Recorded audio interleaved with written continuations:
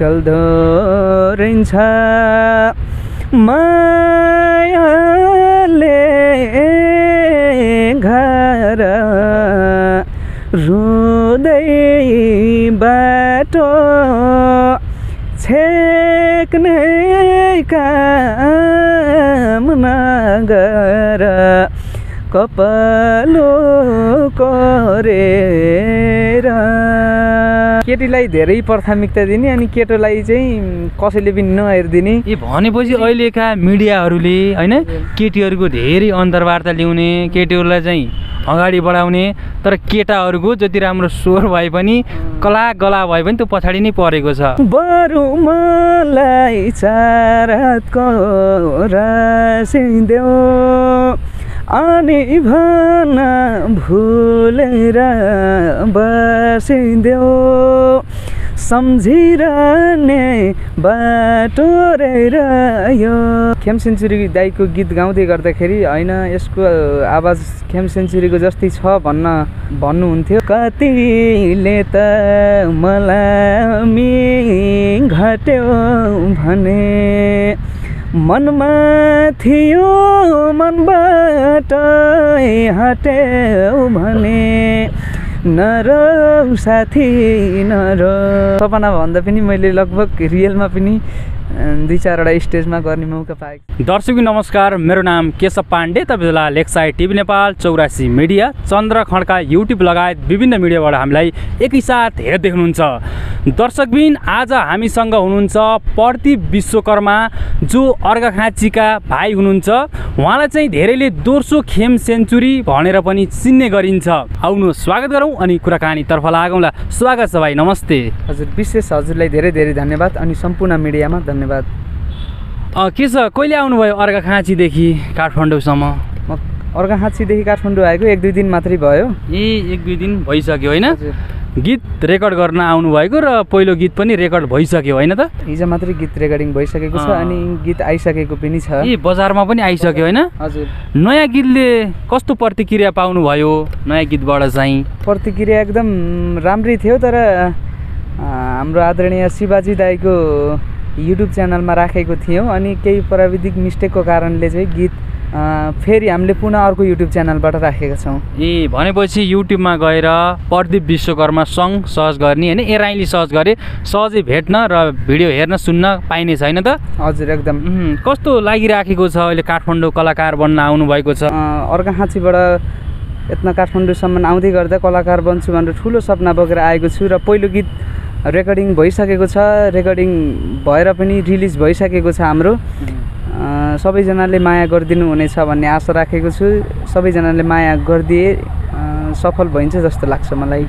अब मायाको खाँचो छ होइन त तपाईँलाई चाहिँ? हजुर हजुर। पहिला गाउँमा छँदा धेरैले तपाईँले त दोस्रो खेम सेन्चुरीको जस्तै आवाज भएको भाइ भनेर पनि भन्नुहुन्थ्यो होइन? अहिले चाहिँ आफै गीत रेकर्ड गर्दा चाहिँ के लाग्छ? अब कतिको खुसी लाग्थ्यो पहिला खेम सेन्चुरीको आवाज भन्दा चाहिँ? आवाज जस्तै मैले धेरै खेम सेन्चुरी दाई अनि पुष्कल शर्मा दाईको धेरै गीत गाउँदै गर्दा सबै दर्शक श्रोताहरूलाई खेम सेन्चुरी दाईको गीत गाउँदै गर्दाखेरि होइन यसको आवाज खेम सेन्चुरीको जस्तै छ भन्नुहुन्थ्यो अनि मलाई त्यस्तो लाग्दैन त उहाँको गीत, किनकि उहाँको गीत गाउँदै गर्दा उहाँको जस्तो लाग्न सक्छ, तर मलाई त्यस्तो लाग्दैन। किन भन्नुहुन्छ भने एउटा मैले गीत गाएको थिएँ मैले, बरु मलाई 4 हातको रसी देऊ। यो टिकटकमा धेरैजना लगभग 11,000 मान्छेले बनाइसक्नु भएको थियो यो टिकटक। अनि त्यसले गर्दा पनि खेम सेन्चुरीको स्वर उस्तै छ भनेर भन्नुभयो। खुसी लाग्थ्यो मलाई, किनकि आदरणीय खेम सेन्चुरी दाई राष्ट्रिय कलाकारहरूसँग नाम जोडिन पाउँदा जसलाई पनि खुसी लाग्छ है। हजुर। त्यो एकदमै निकै चलेको टुक्का होइन?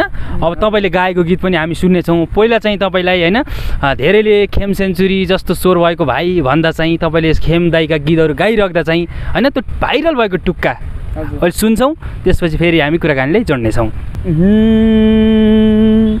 बरु मलाई 4 हातको रासिदेऊ अनि भन भुलेर बसिदेऊ सम्झिरहने बाटो रह्यो तिमीले दिएको बिछोडको घाउ निको भयो उजेली तारा झै खाटो रह्यो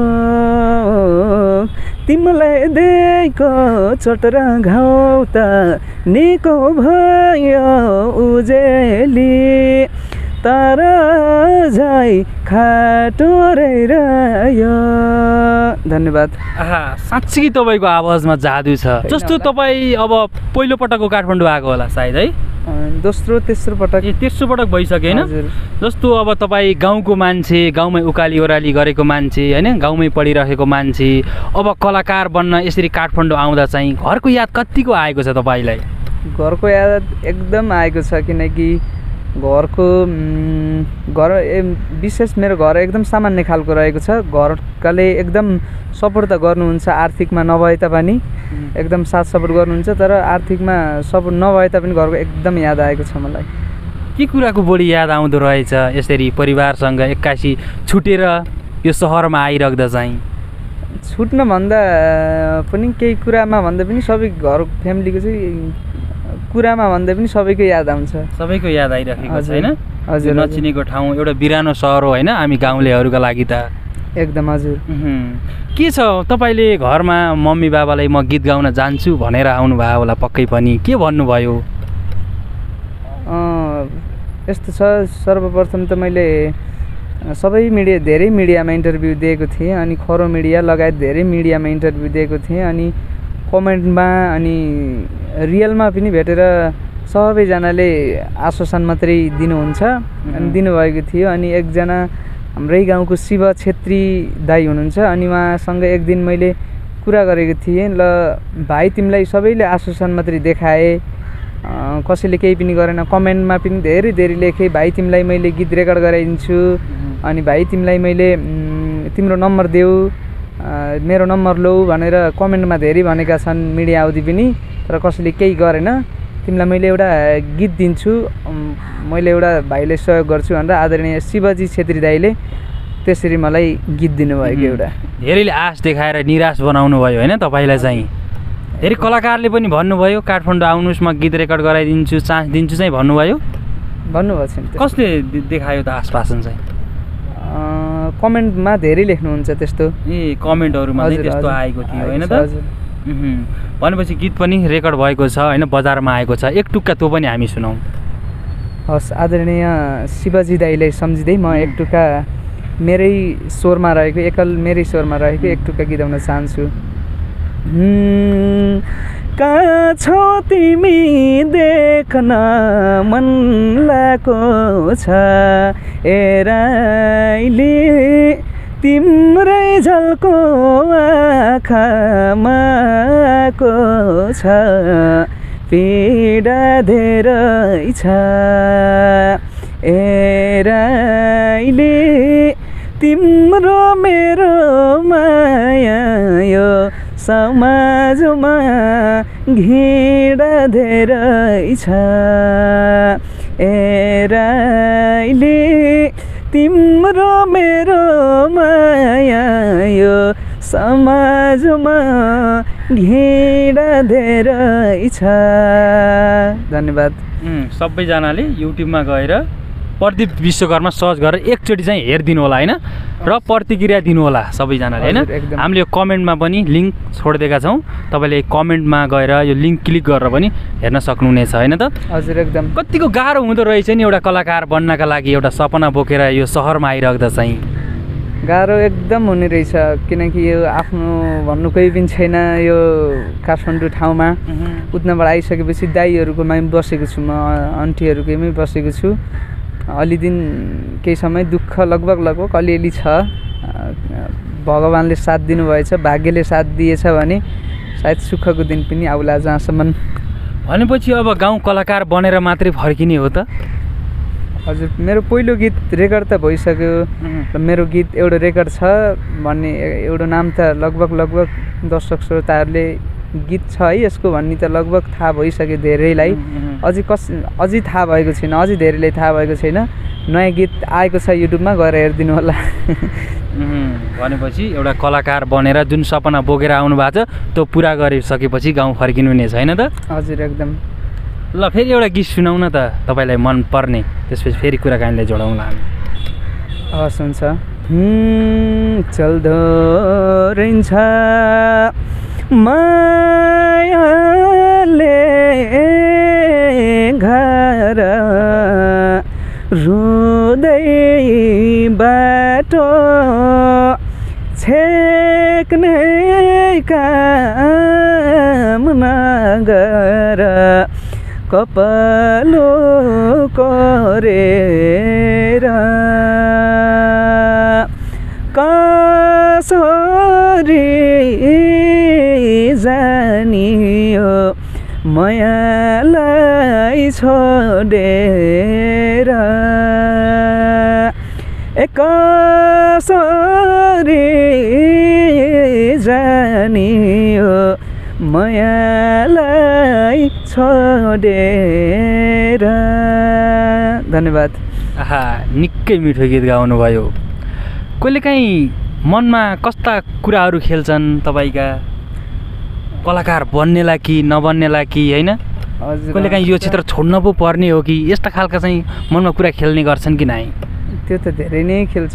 त्यो खेल्दै गर्दा मैले फेरि होइन हार खान्नमा होइन कलाकारमा बन्छु जो भन्ने लाग्छ, तर समयले भाग्यले कहाँसम्म पुर्याउँछ। कहिलेकाहीँ कलाकार बनेको सपना स्टेजमा गएर गाएको दर्शकहरूलाई नचाहेको देख्नु भएको छ? हजुर सपना पनि देखेको छु। अनि म लगभग धेरै स्टेजमा पनि दाइहरूले आदरणीय विकास शर्मा दाई, किरण खड्का दाई अनि अराज बेलबासी दाईलाई यहाँ सम्झिन चाहन्छु। उहाँले धेरै स्टेजमा मलाई बोलाउनु भएको छ, अपर्च्युनिटी दिनुभएको छ, उहाँलाई पनि धेरै धेरै धन्यवाद। त्यस्तो सपना भन्दा पनि मैले लगभग रियलमा पनि 2-4वटा स्टेजमा गर्ने मौका पाएको छु। आउनुभएको छैन? हजुर। नवकलाकार बनेर, नव प्रतिभा बनेर।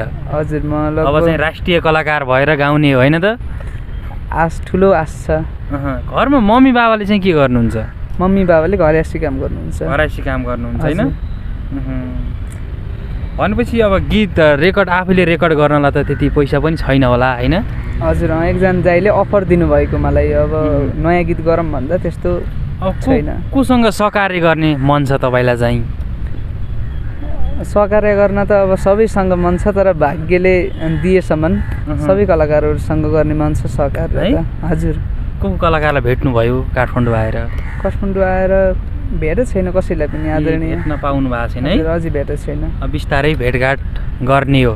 हजुर लगभग अब गर्ने भन्ने प्लान के छ? सङ्गीत त सिक्नु भएको छैन होला, अब सिक्ने हो कि? सङ्गीत अझै सिकेको छैन मैले। त्यस्तो त्यो सङ्गीत सिक्ने किसिमको माहौल छैन, किनकि मेरो घर गाउँमा हो।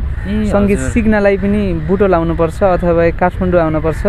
बुटोल पनि धेरै टाढा, काठमाडौँ पनि धेरै टाढा। अनि अहिले फेरि म काठमाडौँ पनि सायद आउँथेन, दाइले गीतको अफर दिनुभयो र मात्रै म आएको, नत्र नि म काठमाडौँ आउने थिएन। अहिले एसीको छुट्टी पनि छ मेरो। अब एउटा कलाकार बन्नलाई त फेरि काठमाडौँ नै आउनुपर्ने हुन्छ, गाउँमा बसेर त बनिँदैन नि त? हजुर अलि पछि आउने भन्ने मेरो सोच थियो, तर दाइले 81 मलाई ल भाइ तिमीलाई सबैले आश्वासन मात्रै देखाए, ल मैले तिमीलाई एउटा गीत दिन्छु भनेर अनि यसरी बोलाउनु भएको मलाई। कलाकार बन्नका लागि होइन यस्तो राम्रो स्वर हुँदाहुँदै कलाकार बन्नका लागि चाहिँ के कुराले रोक्दो रहेछ, के कुराले छेक्दो रहेछ? कलाकार बन्न त विशेष यो इन्टरभ्यूमा भाइरल हुनलाई पनि धेरै पहुँच हुने जस्तो मैले माने, अथवा मेरो बाट बोल्नु पर्दा चाहिँ यो केटो र केटीमा धेरै मैले फरक पाएको छु। यी केटो र केटीमा चाहिँ तपाईँले फरक पाउनुभयो? कस्तो खालको फरक पाउनुभयो ल बताइदिनुहोस्। केटीलाई धेरै प्राथमिकता दिने अनि केटोलाई चाहिँ कसैले पनि नहेरिदिने। भनेपछि अहिलेका मिडियाहरूले होइन केटीहरूको धेरै अन्तर्वार्ता ल्याउने, केटीहरूलाई चाहिँ अगाडि बढाउने, तर केटाहरूको जति राम्रो स्वर भए पनि कला गला भए पनि त्यो पछाडि नै परेको छ भन्न खोज्नु भएको यही हो तपाईँले? हजुर यो भन्दै गर्दा तपाईँले केटाहरूलाई के मिडियाले लिएका छैनन् र? लिउन त लिएका छन्, तर मैले यो भन्दै गर्दा केटीहरूले चाहिँ गीत दिनुभयो मलाई गीत दिनु होइन भन्न खोजेको होइन किनकि मैले मेरो स्वर राम्रो छ मलाई गीत दिनुहोस् भन्न खोजेको होइन मलाई कस्तो छ थाहा छैन मेरो स्वर हजुरहरूले मूल्याङ्कन गरिदिनु भनेपछि तपाईँको विचारमा चाहिँ केटीलाई मात्रै होइन हामी केटालाई होइन जो स्वर भएका छन् उनलाई पनि मिडियाले खोज्नु पर्यो हजुर भन्ने खालको चाहिँ होइन तपाईँको एक खालको कुरा हो यो एकदम हजुर हजुर ए भनेपछि अहिले बजारमा तपाईँले मिडियामा धेरै आएको केटी देख्नुभयो होइन त केटाभन्दा पनि प्राथमिकता पनि धेरै लेडिजहरूले भनेपछि तपाईँले अघि पनि भन्नुभयो होइन स्वर राम्रो भए होइन केटीले धेरै गीत पाउँछन् तर केटाहरूलाई गीत पाउन गाह्रो पनि हुन्छ भन्नुभयो होइन त हजुर एकदम हजुर एकदम हो भनेपछि केटालाई गीत पाउन गाह्रो होइन हजुर यो मैले मात्रै नै धेरै दाइहरूले दिदीहरूले सबैले भोग्दै आएको कुरा र जानेको कुरा पनि हो जस्तो लाग्छ मलाई ठिक छ अब भाइको कुरा पनि धेरै राम्रो हो मिडियाले होइन ट्यालेन्टलाई खोज्नु पर्यो यो केटा यो केटी भन्दा पनि होइन जसको राम्रो ट्यालेन्ट छ चाहे केटा होस् चाहे केटी होस् त्यसलाई अगाडि बढाउनु पर्यो होइन त भाइ र यो कुरा सुन्नु नै छ र अब हामी मिडिया साथीहरूले पनि बुझ्नुपर्ने कुरा हो यो भाइले भनेको एकदम यथार्थ पनि हो मेरा विचारमा पनि लाग्छ होइन अब माहौल अहिले त्यस्तै पनि देखिन्छ एउटा राम्रो स्वर भएका केटाले चाहिँ एउटा स्थान नपाउने होइन तर केटीको होइन ठिकै स्वर भए पनि उसले चाहिँ धेरै गीत रेकर्ड गर्ने होइन एउटा भाइरल भएको आधारमा पनि त्यस्तो देखेको छ होइन अहिलेको परिवेशमा अब भाइ अब एक दुईवटा हामी गीत सुन्छौँ त्यसपछि हामी बिदा हुनुपर्ने हुन्छ हामी अन्तिमतिर पनि छौँ हस् हुन्छ कतिले त मलाई घट्यो भने मनमा थियो मनबाट हट्यो भने नरौ साथी नरौ म मरेको छैन मैले गल्ती गरेको होइन यस्तै भयो साथी त्यस्तै भयो म मरेको छैन मैले गल्ती गरेको होइन यस्तै भयो साथी त्यस्तै भयो थ्याङ्क यू निकै मिठो गीत गाउनुभयो पुष्कल शर्माको होइन कुन सुनाउनुहुन्छ त आदरणीय पुष्कल शर्मा दाइको फेरि एक टुक्का गाउन चाहन्छु हे रुँदा रुँदै मर्ने भएमा त भेटुने आशा कि ओ आम्बा त आउँछौ आउँदैनौ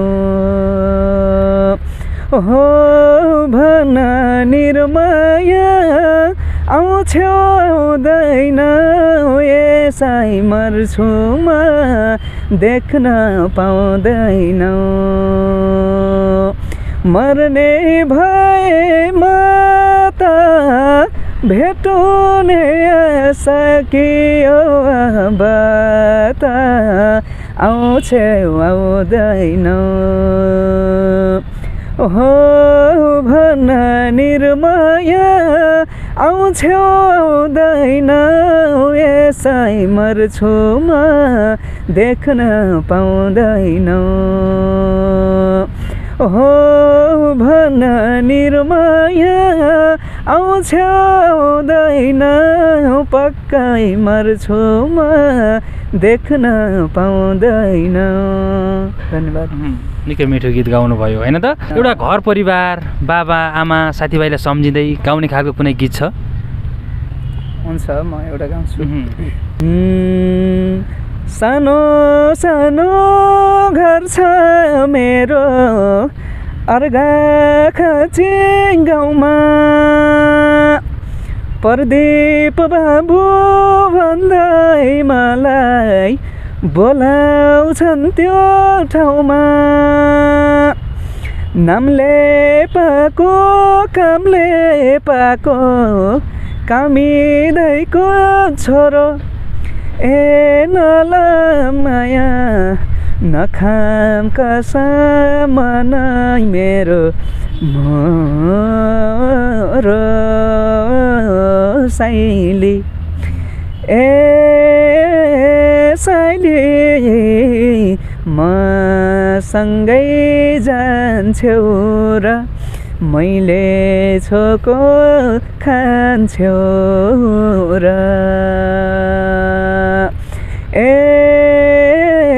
यसैले म सँगै जान्छौ र मैले छोको खान्छौ र।